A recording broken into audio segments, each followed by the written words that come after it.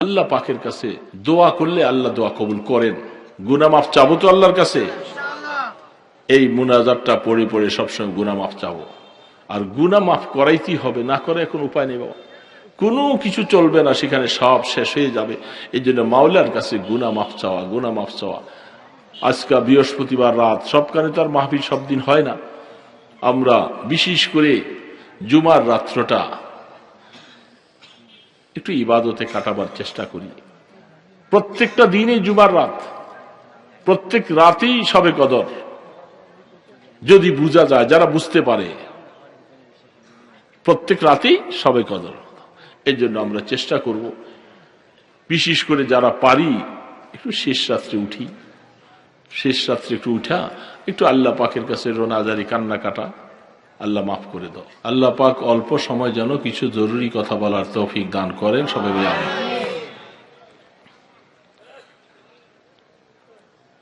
হেদায়েত পাওয়ার জন্য তো কথা বেশি লাগে না, দু চারটা কথার উপরে জীবনকে যদি প্রতিষ্ঠিত করতে পারি, আখেরাতের রাস্তা আল্লাহ পাক খুলে দিবেন। আপনারা দীর্ঘ সময় কষ্ট করে বসে আছেন, আমরা একজনের পর একজন আসছি, রাস্তার মধ্যে হায়ারটা কাটি গেছে, 1 ঘন্টা জামে ছিলাম। এইভাবে আমাদের হায়াত এখন রাস্তায় রাস্তায় চলে যায়। মুসলমানকে যদি আল্লাহ পাক 70-80 বছর হায়াত দেয়, এর মধ্যে জামে কাইটা যায় কয় বছর হিসাব করলে পাওয়া যাবে। জ্যাম চেনেন না? এটাও মুসলমানদের হায়াতের একটা অংশ। যে হায়াতটা আল্লাহ পাক আপনাকে আমাকে দিয়েছেন, ওই হায়াতের একটা অংশ। তো জ্যামের মধ্যে বসে থাকলে কোনো কাজ নাই। যারা ব্যবসায়ী মোবাইল চালাইতে পারে, ওরা জ্যামের মধ্যে বসে বসে ব্যবসায়ী কথাবার্তা, ব্যবসায়ী কাজকর্ম করে। আর যারা আমরা এগুলি কিছু বুঝি না, আমাদের সময়টা কি করে কাটে? আমাদের সময়টাও তো চলে যায়, যায় না? এখন কিভাবে সময়টাকে কাটাবো, এটা তো চিন্তা করার বিষয়। যেহেতু আমার হায়াতের মানুষ যতক্ষণ ঘুমিয়ে থাকে ততক্ষণ সে গুনাহ থেকে বেঁচে থাকে। এখন আমি যতক্ষণ জ্যামের মধ্যে বসে থাকলাম, ওই সময়টার মধ্যে আমি যদি কিছু ইবাদত নাই, নামাজ নাই, তাসবিহ তাহলিল নাই, হ্যাঁ গীবত শাকায়েত নাই, কিন্তু চোখের গুনাহ মাঝে মধ্যে হয়ে যায়। গাড়িতে বসে বসে আশপাশে বেগানা নারীর নজরে পড়ে কি পড়ে না? ওই সময় যদি ওইটার দিকে কেউ মন দিয়ে চায়, তাহলে কিছু গুনাহ। তাহলে আমাদের বোঝা দরকার যে আমি গুনাহ থেকে তো আমাকে বাঁচতে হবে। আল্লাহ পাক বান্দাকে গুনাহ থেকে বাঁচতে বলছেন। গুনাহ করলে আল্লাহর সাথে বান্দার সাথে দূরত্ব হয়ে যায়, নারাজ হয়ে যায়। সন্তান যদি বাবার সাথে ভুল করে, গুনাহ করে, নাফরমানি করে, বাবার সাথে সন্তানের সাথে দূরত্ব হয়ে যায়। হয় কি হয় না? যেই দূরত্বের কারণে বাবা সন্তানের দিকে চেহারা উঠাইয়া তাকায় না, সন্তানকে মায়ার ডাক দেয় না, কারণ বাবার মনে কষ্ট, সন্তান বাবার মনে কষ্ট দিয়েছে, দূরত্ব হয়ে যায়। যদি এই দূরত্বকে সন্তান কমাইতে যদি না পারে, পর্যায়ক্রমে একদিন এমন হয়ে যায় বাবা সন্তানকে ত্যায্য পুত্র পর্যন্ত করে দিতে চায়। ঠিক না? আল্লাহ রাব্বুল আলামিন কোরআন শরীফে অনেক জায়গায় বলছেন, বান্দা তুমি যখন গুনাহ করো, তোমার সাথে আমার একটু দূরত্ব হয়ে যায়, আরেকটা গুনাহ করো, আরেকটা দূরত্ব হয়, আরেকটা করো, আরেকটু দূরত্ব বেড়ে যায়। গুনাহ করতে করতে করতে করতে বান্দার সাথে আল্লাহর এত দূরত্ব হয়ে যায়, আল্লাহকে আল্লাহ বলে ডাক দেওয়ার মতো সাহসও থাকে না। আল্লাহ পাক এই জন্য বলতেছেন, বান্দা গুনাহগুলি করার পরে মাফ করাবার ব্যবস্থা যদি করতে না পারো, আমি আল্লাহকে তুমি শব্দ বলে সম্বোধন করার হকও তোমার থাকবে না। কোরআন শরীফের একটা আয়াত এখন মনে পড়লো, এখন যেটা তাফসীরে রুহুল মানি ওয়ালা আল্লামা আলুসী রহমতুল্লাহ আলাইহি লিখছেন। উলামায়ে কেরাম সহজে বুঝবেন, যারা গায়রে আলেম এদেরকে বুঝালে বুঝবে। আল্লাহর সাথে যে বান্দার দূরত্ব হয় এই আয়াতটা দেখলে বুঝতে পারবেন। রব্বানা লা তুহাম্মিলনা মা লা তাকাতা লানা বিহি ওয়া'ফু আন্না ওয়াগফির লানা ওয়ারহামনা। মুনাজাতটা মুখস্থ অনেকের আছে না? আছে না? একটু খেয়াল করে শুনলে বুঝবেন। আমি কেন জানি হঠাৎ করে মনে পড়ছে এই মুহূর্তে, আয়াত পড়ছি একটা মজমুন, সেই দিকে যাব, কিন্তু এই মজমুনটা এখন মনে পড়েছে। রব্বানা লা তুহাম্মিলনা মা লা তাকাতা লানা বিহি। কি বলতেছে আল্লাহ? এমন কোন বোঝা, এমন কোন কাজ আমার উপরে আপনি চাপিয়ে দিয়েন না যেই বোঝা নিতে আমি অক্ষম। সেই বোঝার দ্বারা গুনার বোঝারও হতে পারে, বিভিন্ন দুনিয়াবি বিভিন্ন সমস্যা মুশকিলের বোঝাও হতে পারে, যেগুলি আমার জন্য বহন করা কষ্ট।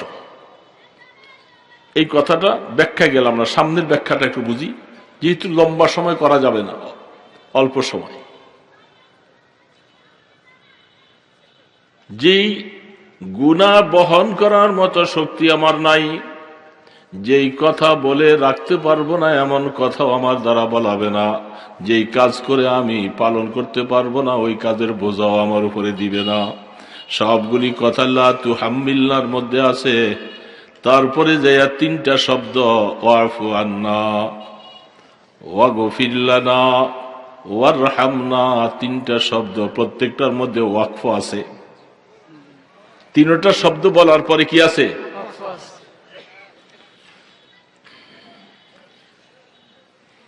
উলামায়ে কেরাম বুঝবে বেশি, এই জন্য বলছি ওয়াফু আন্না শব্দটা আমরে হাজের মারুফ, আদেশ সূচক বাক্য। আল্লাহ পাকের কাছে বান্দা দরখাস্ত করতেছেন, ওয়াফু আন্না মানে আল্লাহ আপনি আমাকে মাফ করে দেন, আল্লাহ আপনি আমাকে মাফ করে দেন। ওয়াগফির লানা, তাও অর্থ আল্লাহ আপনি আমাকে মাফ করেন। দুইটার মধ্যে মাফ করা শব্দ আছে, কিন্তু দুটোটার মধ্যে অনেক কিছু ডিফারেন্স আছে। ওয়ারহামনা, আল্লাহ আপনি আমাকে রহম করেন। ওয়াফু আন্না বলতেছি, খুব মনোযোগ সহকারে না শুনলে আমি চেষ্টা করব বুঝাতে, এলে বুঝে আসবে না, সময়টা বেকার হবে।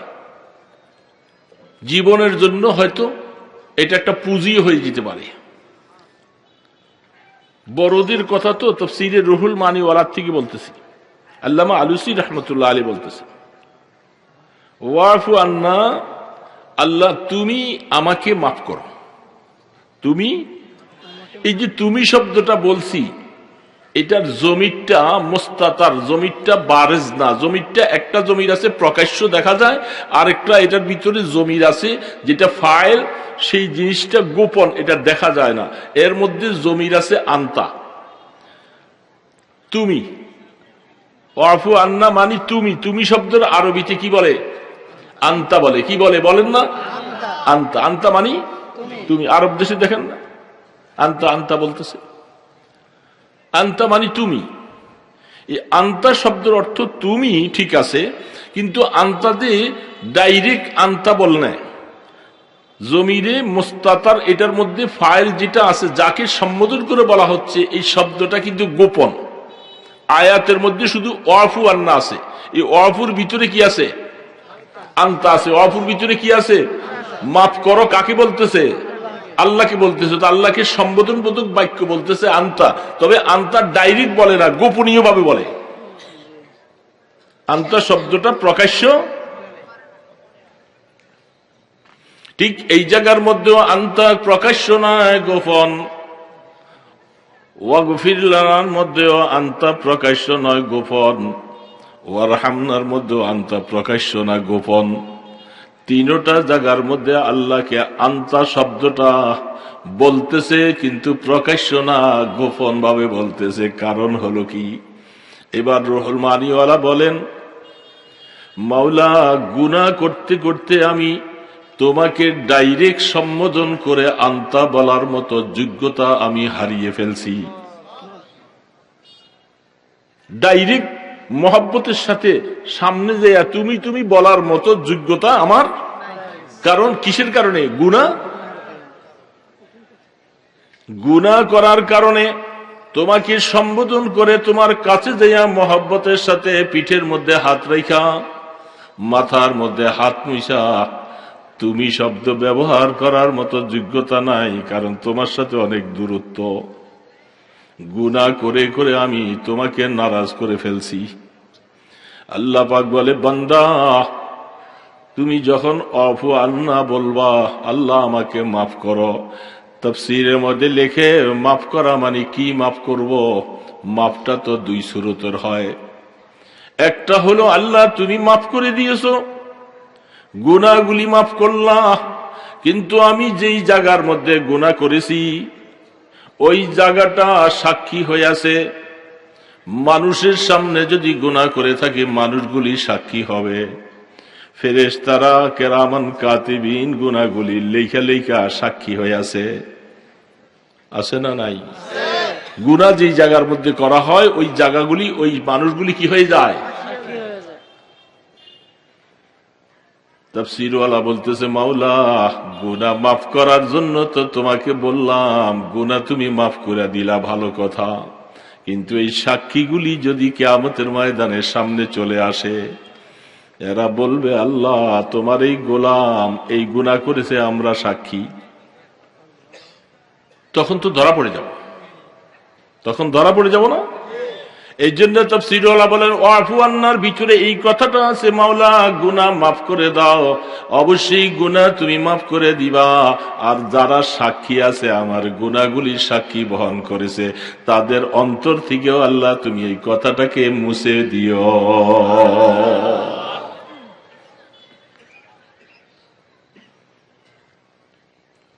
আমি স্বীকার করলাম না, কিন্তু আরেকজন সাক্ষী এসে যখন আমাকে ধরাইয়ে দিবে, কারণ হাদিসের মধ্যে আছে, কোরআনে আছে, কিয়ামতের ময়দানে বহু সাক্ষী বানাবে আল্লাহ। যেমন হাত কথা বলবে, পা সাক্ষী দিবে, আছে না?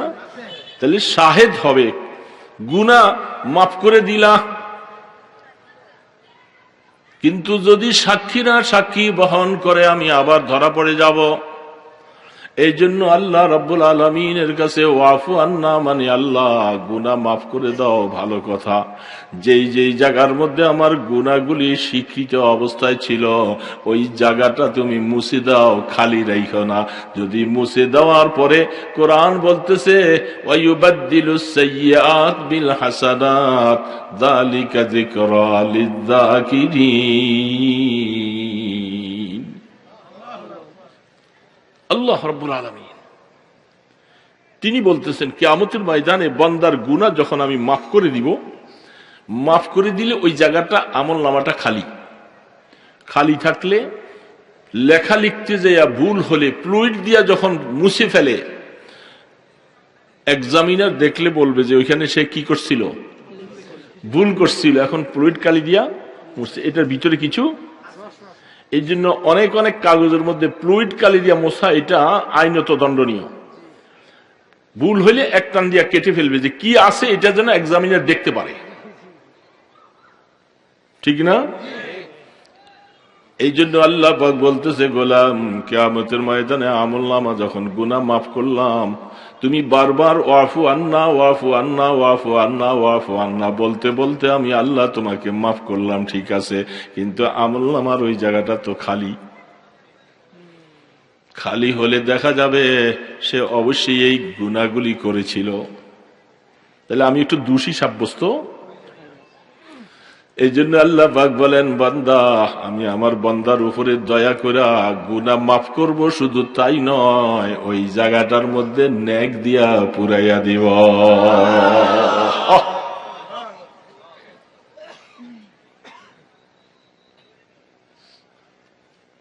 मुझे खोया मेरे अकलो इल्म ने मुझे अपना दीवाना बना ले।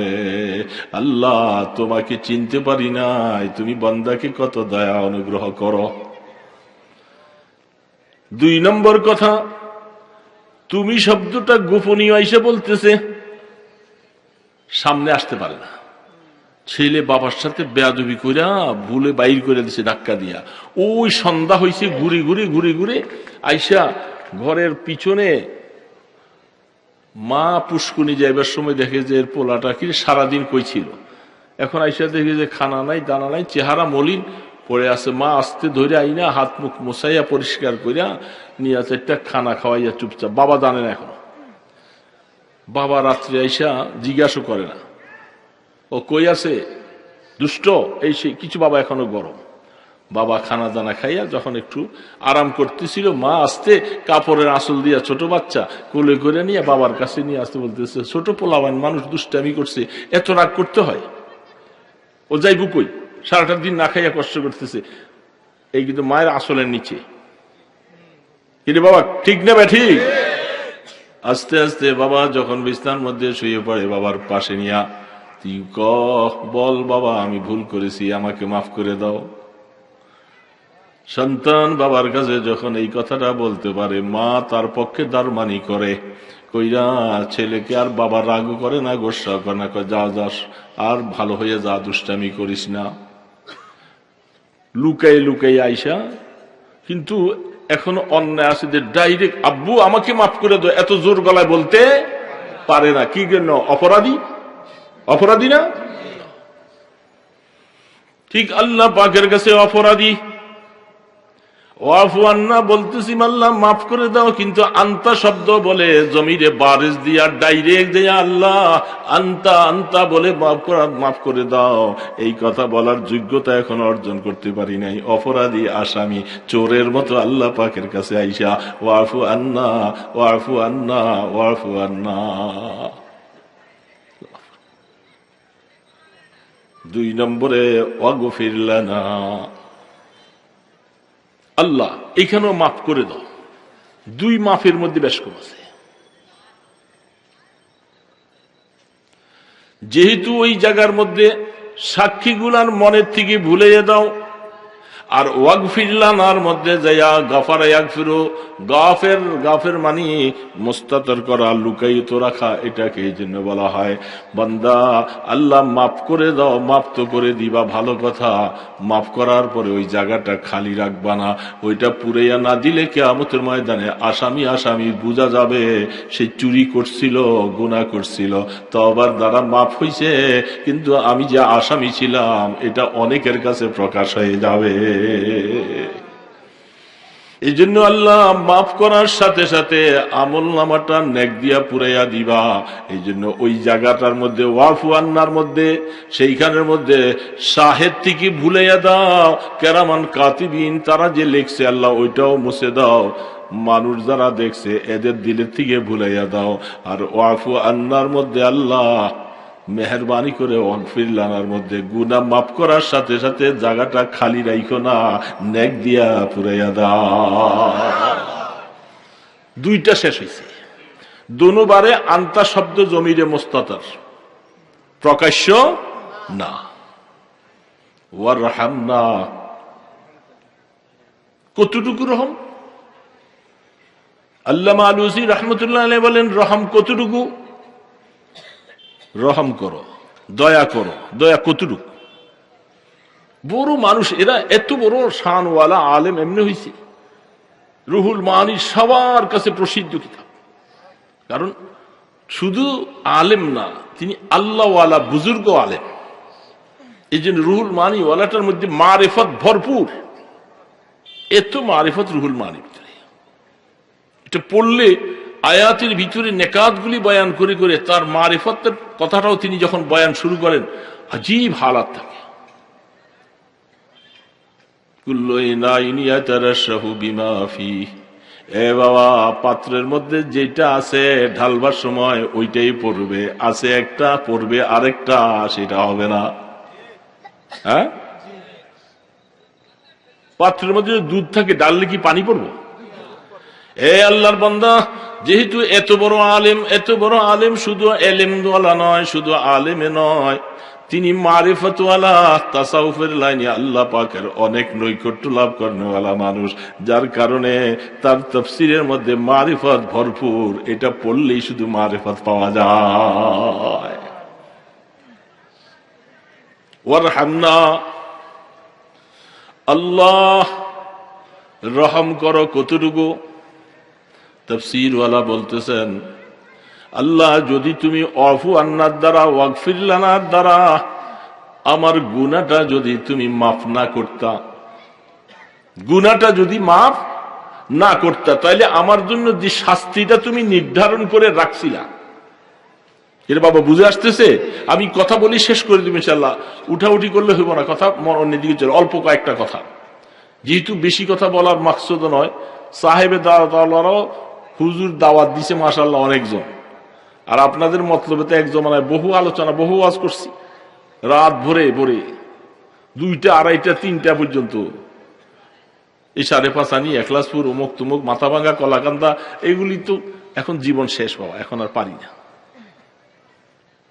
তো এটা আপনাদের দেশের অভ্যাস আছে, আপনারা অনেক রাত জায়গায় ওয়াজ শোনার অভ্যাস, এটা আমার জানা আছে, কি ঠিক না ব্যাটি? এটা মতলবের মানুষ অভ্যাস। তো ওয়ারহামনা,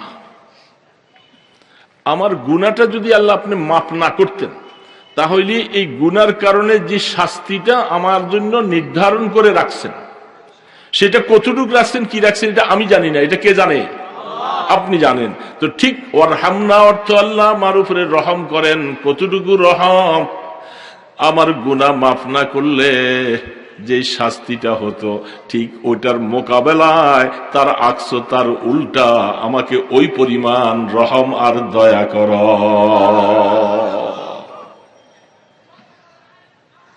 ওই পরিমাণ রহম চাই। পরিমাণটা তুমি জানো, পরিমাণ আমি জানি না। শাস্তি যেই পরিমাণ রাখছিলাম মাফ না করলে, ঠিক দয়া করবার সময় তার বিপরীত ওই পরিমাণ দয়া করবা। তিনটার মধ্যে জমিরে মুস্তাতার আন্তা আন্তা আন্তা আছে, প্রকাশ্য নেই। কারণ কি? গুনাহ এখনো পুরোপুরি মাফ করাইতে পারি নাই, সাহস হারা। বাবাকে এখনো ডাইরেক্ট আব্বু বলে ডাকার মতো সাহস আসে নাই। এবার আল্লাহ পাক বলতেছে, বান্দায় 3টা শব্দ যখন তুমি বারবার করে আমার কাছে বলতে থাকবা, ওয়াফু আন্না ওয়াগফির লানা ওয়ারহামনা, ওয়াফু আন্না ওয়াগফির লানা ওয়ারহামনা, একবার নয়, 2বার নয়, 3বার নয়, বারবার করে বলতে বলতে বলতে বলতে আল্লাহ পাক যে এই বলার দ্বারা মাফ করবে, এটা আয়াতের সিয়াক আর সেবাকের দ্বারা প্রমাণ।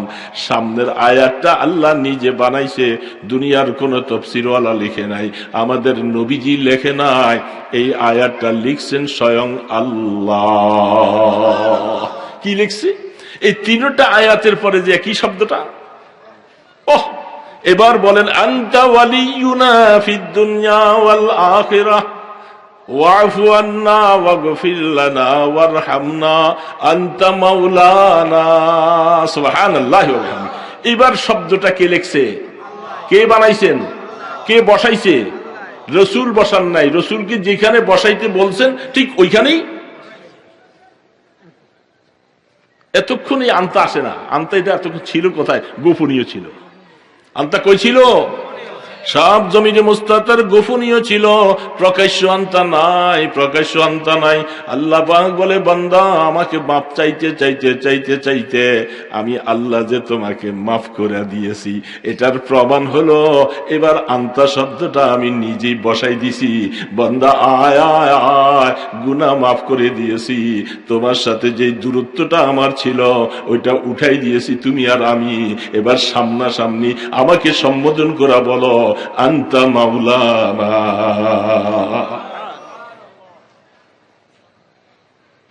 এবার তুমি আন্তাস ডাইরেক্ট বলার যোগ্যতা অর্জন করছো, এতক্ষণ গোপন ছিল। এই আন্তা ওইখানেও ছিল, কিন্তু আল্লাহ পাক সেখান থেকে আন্তাটা আইনে এবার জাহের করে দিছে, ডাইরেক্ট বলে দিছে। এবার তুমি বান্দা আর ভয় পাইও না, ঘাবড়াইও না, তোমার সাথে আমার দূরত্ব কাটাপ হয়ে গেছে।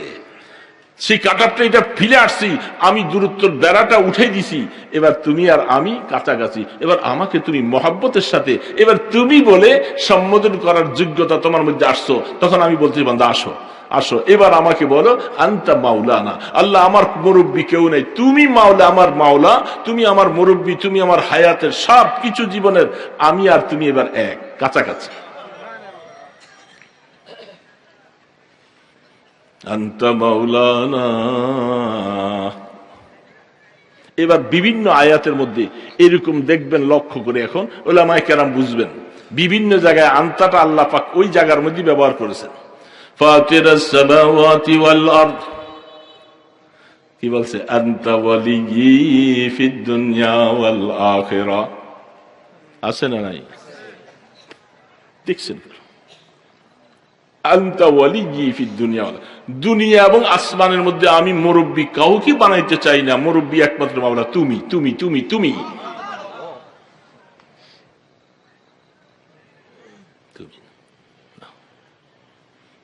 আল্লাহু আকবার। আনতা ওয়ালিয়্যি ফিদ দুনিয়া ওয়াল আখিরা তাওয়াফানি মুসলিমা ওয়া আলহিকনি বিস সালিহিন।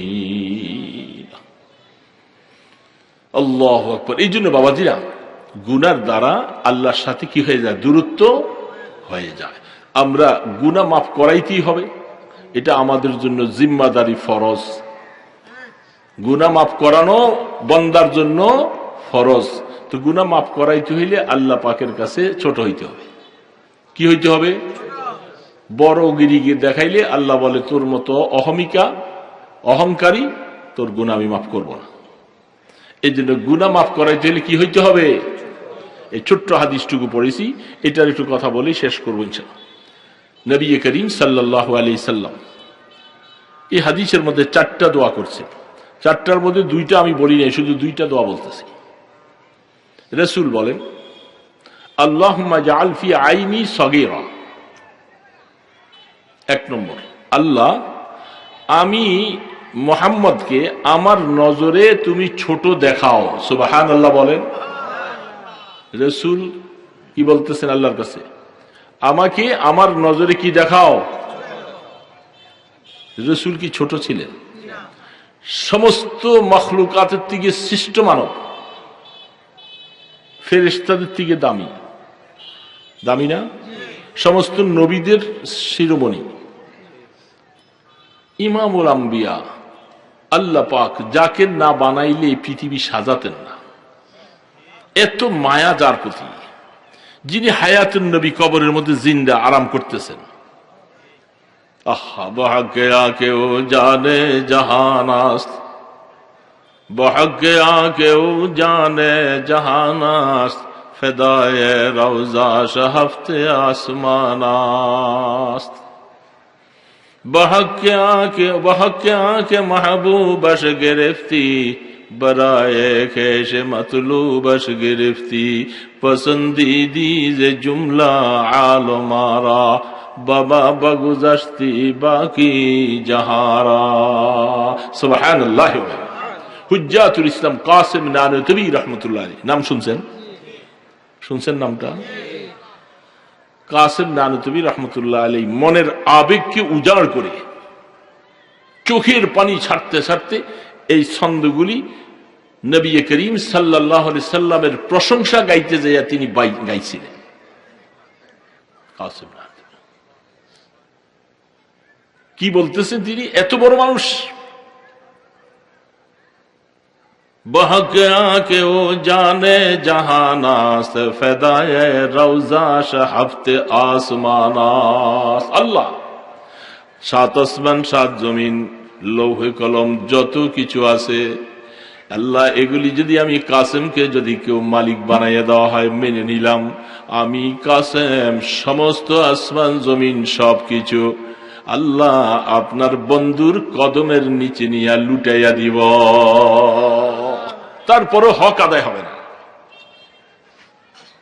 যাকে যার প্রেমে পড়ে এত সুন্দর পৃথিবী তুমি সাজাইলা, এ মাওলা ওই পয়গম্বরে আরবির কদমে লক্ষ লক্ষ সালামগুলি পাঠাইয়া দিলা।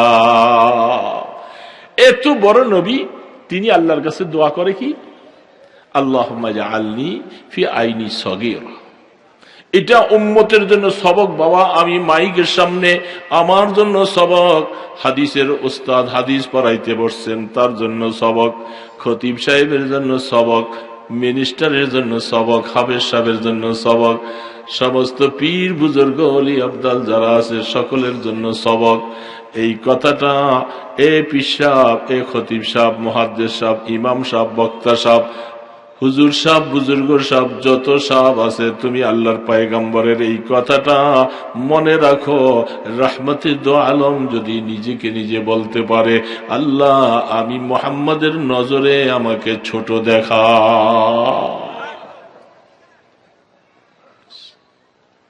একটু বড় ডিঙ্গাইয়া সামান্য এক সুতা উপরে উঠবেও, আর আল্লাহ পাক বলে একটা আছাড় দিয়া তোরে শেষ করে দিব, তোর মতো মানুষ প্রয়োজন নেই আমার।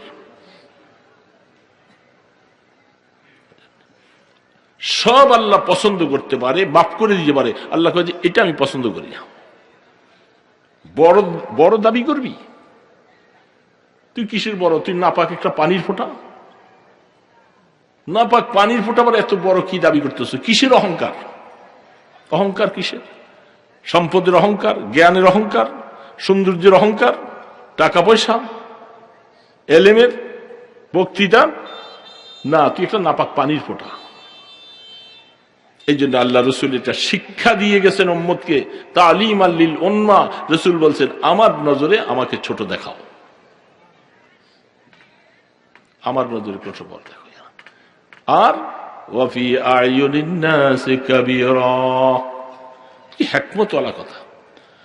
আল্লাহ উম্মতের সামনে তাদের নজরে আমি নবীকে বড় বানাইয়া দেখাইবা, তারা যেন ঈমান গ্রহণ করে জাহান্নাম থেকে মুক্তি পাইতে পারে। এই জন্য রসুলের এই কথাটা আমাদের জন্য সবক বাবা। আমরা কোনদিন আল কিবরিয়া ও রিদাই, আল্লাহ পাক বলেন বড় দাবি করবা না, ছোট হও, ছোট হও, ছোট। নিজের মনটাকে যত ছোট রাখো, আসামি আসামি মনে রাখা, আল্লাহ পাকের কাছে নিজকে রাখো, দেখবা ইনশাআল্লাহ আল্লাহ তোমাকে সম্মানিত করবে। দুনিয়া তো সম্মানিত হইবা, আখিরাত তো সম্মানিত হইবা। এই জন্য বাবারা কথা শেষ। দুনিয়ার জীবনে আমরা কোনদিন মানুষের কাছে, আল্লাহ পাকের কাছে বড় হইতে চাই না, এবং বড় হওয়ার মতো কোনো যোগ্যতাও নাই। আল্লাহ আমাদেরকে মিসকিনের মতো, গরিবের মতো, অনাথের মতো, সিগাল কুকুরের মতো একেবারে নিকৃষ্ট অবস্থা বানাইয়া রাখো। আল্লাহ তোমার কাছে এটাই শুকর আদায় করব। বড় অহমিকা যেন আমার দিলে কখনো না ঢুকে। আল্লাহ এই ব্যাপারে আমি তোমার কাছে ফানা চাই, তুমি আমাদেরকে সাহায্য করিও। তো বাবাজিরা, এই ছোট্ট কথাটা, গুনাহ মাফ চাবো তো আল্লাহর কাছে। এই মুনাজাতটা পড়ে পড়ে সবসময় গুনাহ মাফ চাবো, আর গুনাহ মাফ করাইতেই হবে, না করে এখন উপায় নেই বাবা। কোনো কিছু চলবে না, সেখানে সব শেষ হয়ে যাবে। এই জন্য মাওলার কাছে গুনাহ মাফ চাওয়া, গুনাহ মাফ চাওয়া। আজকে বৃহস্পতিবার রাত, সবখানে তার মাহফিল সব দিন হয় না। আমরা বিশেষ করে জুমার রাত্রটা একটু ইবাদতে কাটাবার চেষ্টা করি। প্রত্যেকটা দিনে জুমার রাত, প্রত্যেক রাতেই শবে কদর, যদি বুঝা যায়, যারা বুঝতে পারে, প্রত্যেক রাতেই শবে কদর। এর জন্য আমরা চেষ্টা করব, বিশেষ করে যারা পারি একটু শেষ রাত্রে উঠি, শেষ রাত্রে একটু উঠা, একটু আল্লাহ পাকের কাছে রোনাজারি, কান্না কাটা, আল্লাহ মাফ করে দাও।